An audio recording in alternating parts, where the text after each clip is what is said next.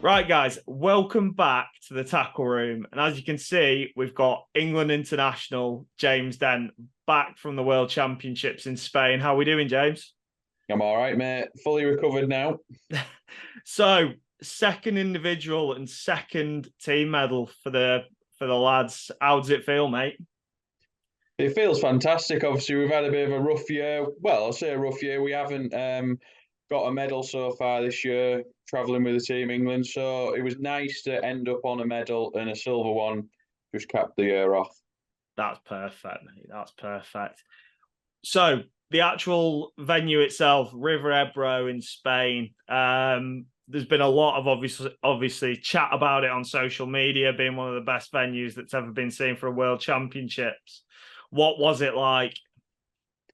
Well, it's probably all the hype that it definitely lived up to it. I've got to say, we right from the very start of getting there early to the last chuck of the match, we literally had a bite every single chuck in, and for a venue to hold up to that and be as many fish as there is, it was simply incredible, absolutely incredible.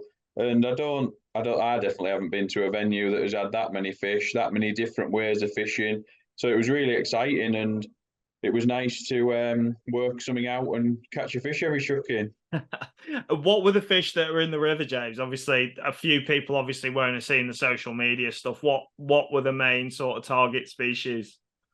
There was a lot of bleak, little skimmery, pommy things, roach, carassios, carp, catfish, zander. There was literally pretty much everything, but the predominant species that we fish for were roach and these pommy skimmers and an odd other like carp or carassio mixed in. Yeah, yeah, and obviously anyone that's obviously a specimen angler as well will know the Ebro for the catfish. Did any of them actually get caught in the World Championships?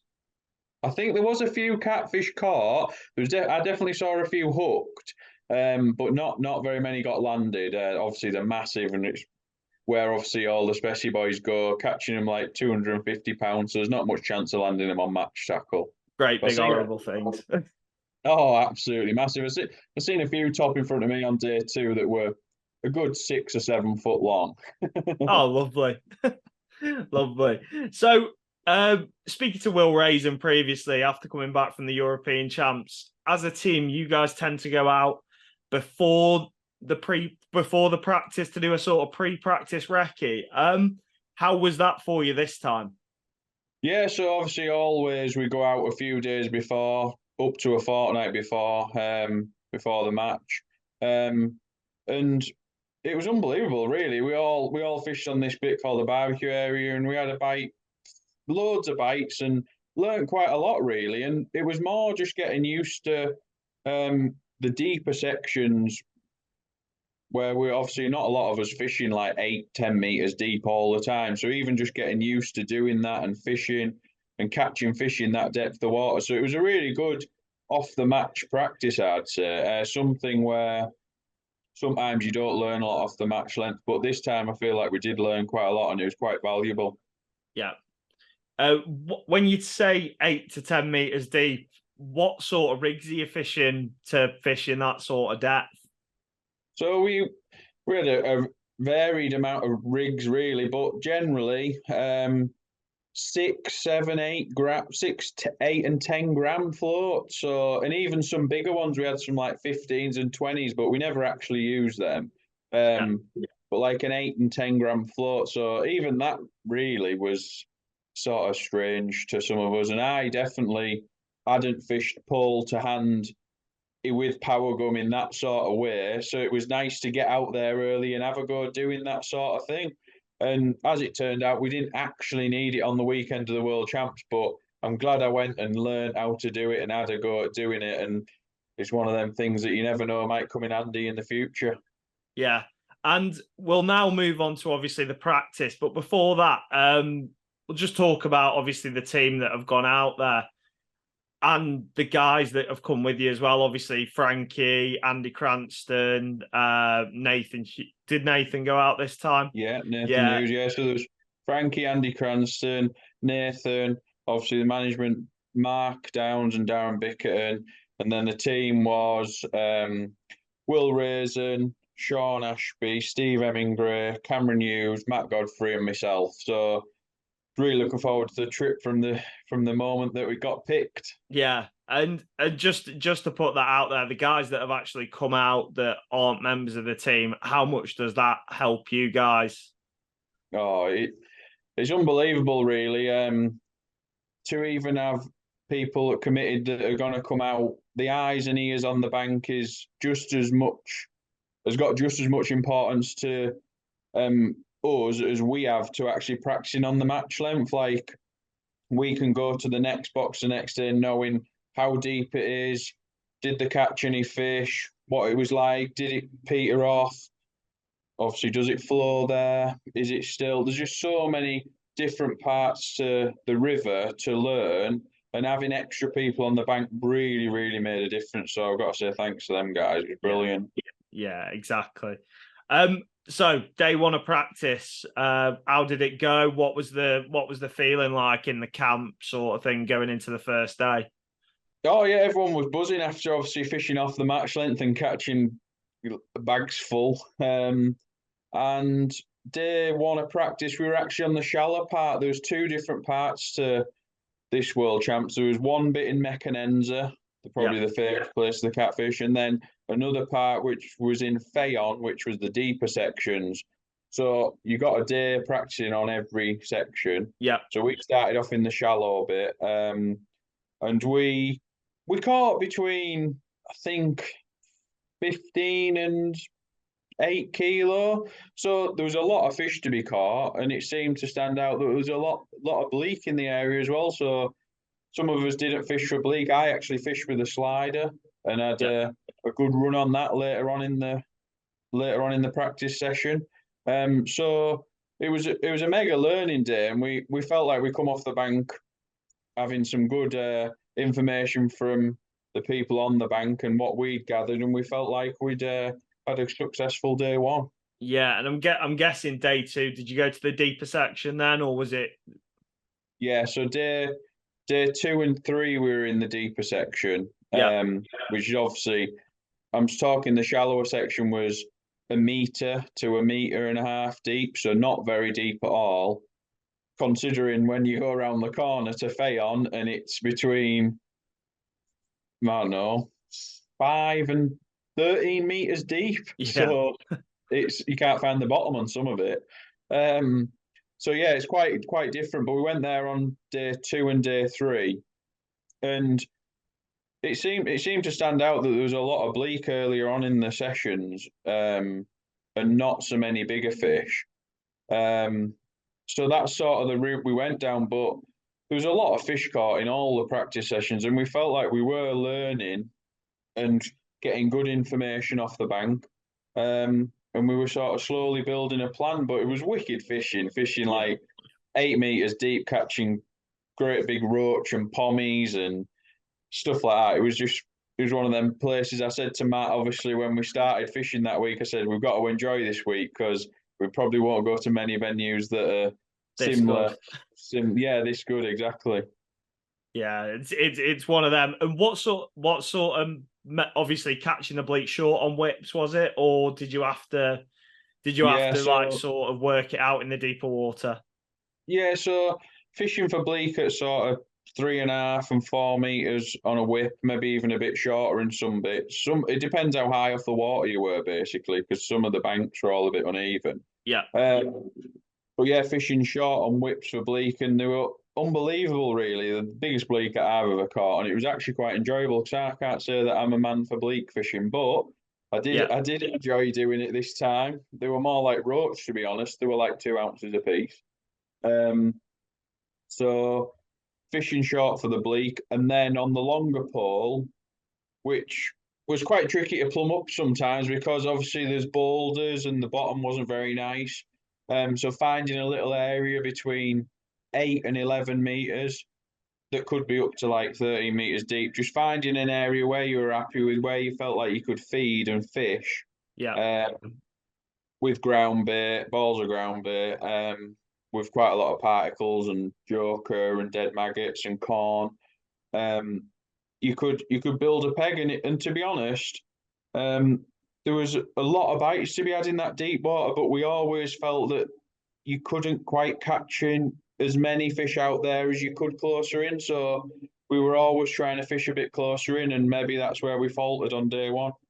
Yeah, yeah, and obviously the venue itself, a lot of people will have seen the pictures, but it was probably one of the most breathtaking sort of venues background wise you'll probably see, as well as the fishing being that good.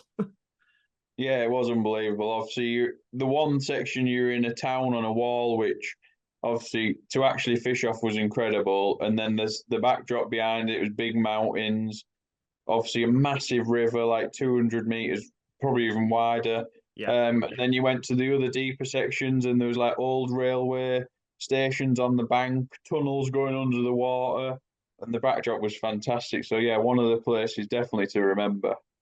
Yeah. So end of practice, obviously, end of the week. What was the feeling in the camp? Do you think you'd got it? Obviously, you'd got an idea of how to win the World Championships. Yeah, so after the week training, we felt like we had a great plan.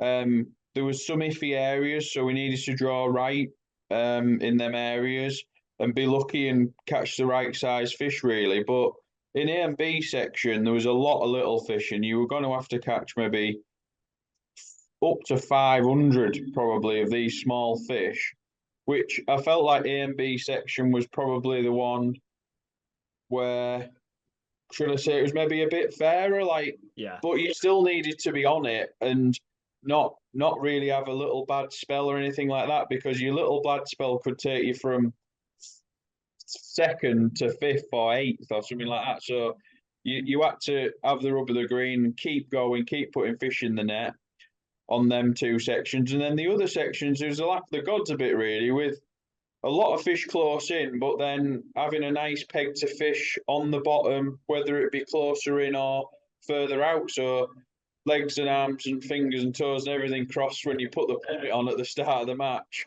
Yeah. To to hopefully you have a good, nice bottom to fish with, because we felt like if we did have a nice peg to fish, we knew roughly what to feed.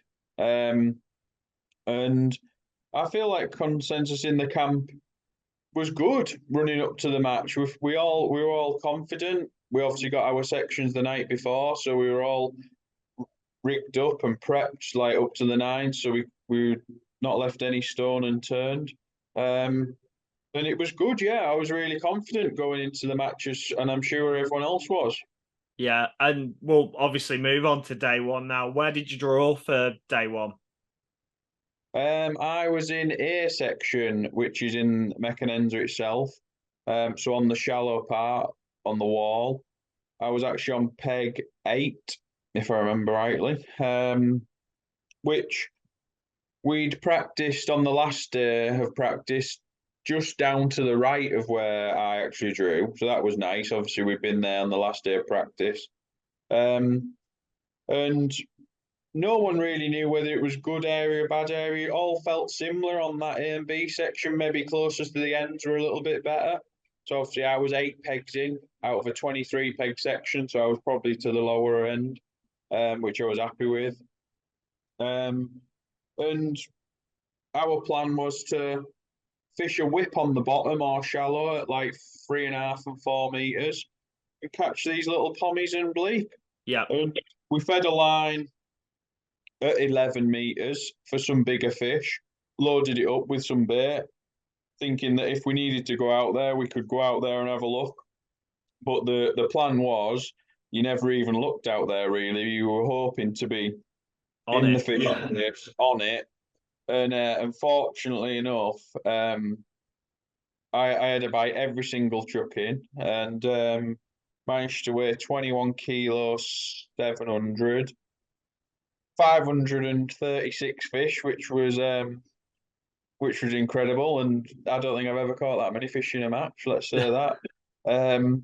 So it's nice to do it on the World Champs. Exactly. And managed to win my section by a kilo and a bit. So obviously over the moon. Yeah. Over the moon. And weights like that, obviously, in a World Championships, normally you'd be looking at something like that to win the match, wouldn't you, really? 21 kilos. Yeah, this is what I was saying about having good spells and bad spells. Like me winning with 21 kilo, then there was probably like I'm saying 6 or 7 people that if they had a brilliant match, they could have won as well. Do you know? Yeah. It was that close and that many fish to be caught all the way up and down the sections. It was simply incredible. But Yeah. obviously, And obviously, at the end of day one, team wise, the result wasn't as great as what we were expecting. But obviously, you were still up there fighting it out. Obviously, to try and win the championships individually, but at the same time, I think, like Will said in a previous podcast, the team comes first, doesn't it? yeah, 100%. You're all that I ever think on when I sit down on my boxes. I want to do well for the lads. Everyone's put an unbelievable amount of effort in, so you don't want to let your team down. But yeah, it maybe wasn't the result we wanted on day one, a seventh, which I know we were seventh, but it was really close points wise. So we were always in with a shout of a Coming medal. back. Which, Yeah. yeah, which is nice to be able to have a chance on day two of coming back with a medal. And yeah, we probably had a few iffy pegs on day one, and ultimately, in hindsight, I think that we fished for bleak for a little bit too long. Didn't give ourselves chance of a bit bigger stamp of fish earlier on in the match, but that's just how it goes, and you got to learn by obviously your mistakes, and we took that forward into day two. But we were all obviously pumping after day one, still in with a shout. We can come back with a medal. So we all went back, had a team meeting, and come up with a plan for day two. Yeah. Moving on to day two, then, mate. How obviously a lot of people said better draw. Looking at the results from obviously the previous day. Yeah, I think we did have a better draw, and when the pegs kept coming through, um, obviously the draw from A to E section, so they keep dribbling through because it's quite a complicated draw on day two with the Yeah. MPEGs and stuff. And the pegs kept coming through, and I kept thinking, well, I think these are quite a good set of pegs, and no one really wrote that on the group or anything, but I felt quite confident that we had a decent set of pegs. And I was really looking forward to getting stuck in on day two. Yeah. Wasn't wanting the team to claw it back really to that. We were thinking bronze medal was achievable, not silver to be honest. And it went fantastic. I'm going to say it's the greatest comeback there's been for a long time. Yeah. Where did you draw day two, mate? So day two, I was in D section, peg number 11, which wasn't one of the. Will was in that section the day before, and he said you wanted to be a certain few pegs in a certain area, and I wasn't in one of them areas, but you can't let your head go down. Yeah. And set up and fished, and I was actually on the peg next to where I'd practiced earlier in the week, so I sort of had half an idea of what the bottom was going to be like and stuff like that. So I was quite happy to be honest. And I set my stall out fishing for no bleak because we obviously after day two we felt like we fished for bleak a bit longer. And Will honestly said to me, if you're going to do good in that section, you need to catch a lot of fish. We feel like you need to fish on the bottom at 5 meters and try and catch a better stamp of fish. So that's what I did, and it was great advice for him. That's why he's our captain. And I fished on the bottom at 5 meters and caught 200 and odd pommies and little roach and stuff like that for a weight of just short of 23 kilo, which when the match finished, I was quite nervous, obviously, wanted to know how I'd done. And Frankie and Vilesy, who had actually come to watch, had said that they thought I'd done well, so fingers crossed for the weigh-in. But managed to sneak a second in section on day two, which put me on 3 points. So it was a long old way back after the results to find out how the team had done, and because I didn't have any very good signal down the bank, so it's it's a terribly lonely place in that box, waiting for some information to come back and find out how we'd done. And some other teams and stuff kept driving past saying that we we think that you've done well. We think that England are second. So I was absolutely buzzing and couldn't wait to get back and see the lads. Yeah. Yeah. And obviously, the whole result on day two, all the lads really put a shift in and obviously got what was outstanding points, really.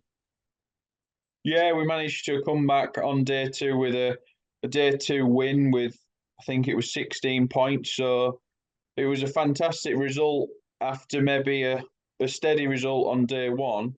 But it just goes to show that your head can't go down. You've got to give it rock all. But obviously, everybody put a great performance in, and we all were chuffed to bits. Exactly. And we'll say, obviously, congratulations again from obviously all the guys watching and everyone at the Angling Trust, mate, because you guys put the time in and you go out to these venues and put everything into what you love, really. Yeah, it's nice to get rewarded with a medal. Obviously, a team medal. We won last year a gold in Portugal in the Euros, which was fantastic, and obviously that's my first ever medal with the senior team, which I'll never forget. And then to Fisher Worlds a few years later and come second, it seems to be going quite nicely. And obviously an individual medal chucked on top of that. I can't complain, and it's nice. It's nice to be up there. Exactly that, mate. Exactly that. So we'll finish on the World Champs chat there, though, mate. But I've got a couple of questions that I ask all the guests that come on here. Just a few general fishing things. The first one, really, I know you're one of the assistant managers with the England under-15s and stuff like that. So this one will come out really well. What is your one bit of advice to any young angler out there that wants to make it to the world stage? Oh, that's a tough question.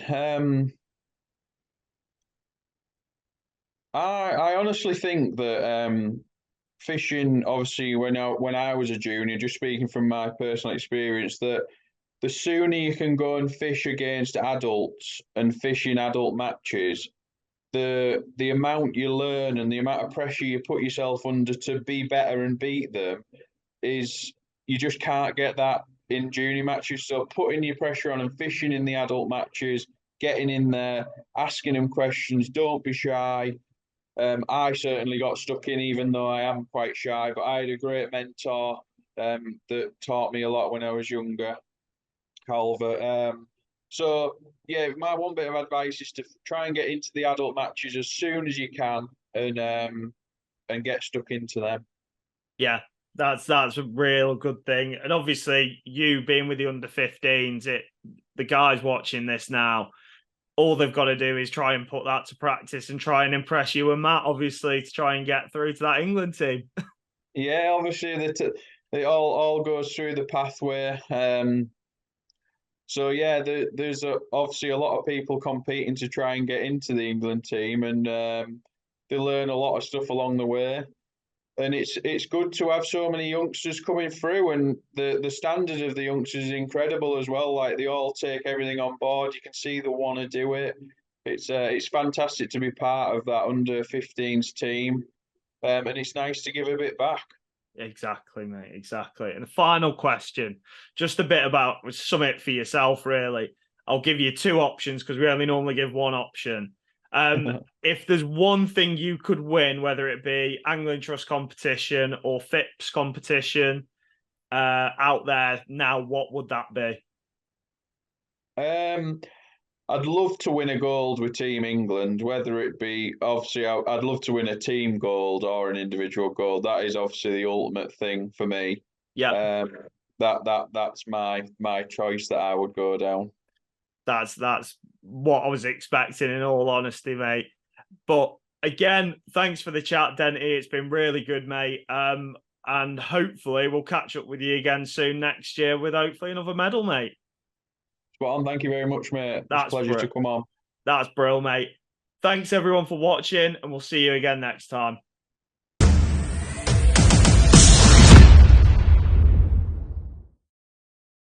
Got to finish by saying a few thank yous. First and foremost to Mark Downs, Darren Bickett and Nathan Hughes, the management team. They do a great job all week of keeping us all on the straight and narrow and working relentlessly, so thank you very much. Secondly, to our on the bank team, Frankie, Cranny and Simon.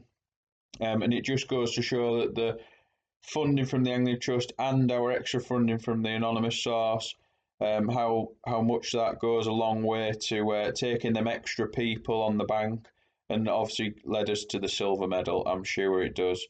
Then Census for the year in year out support with the ground bait. Thank you very much. And I can't finish without saying thank you to my personal sponsors, Tackle Guru. It couldn't be done without you, and I'm really grateful for the sponsorship and help and the support that you give me.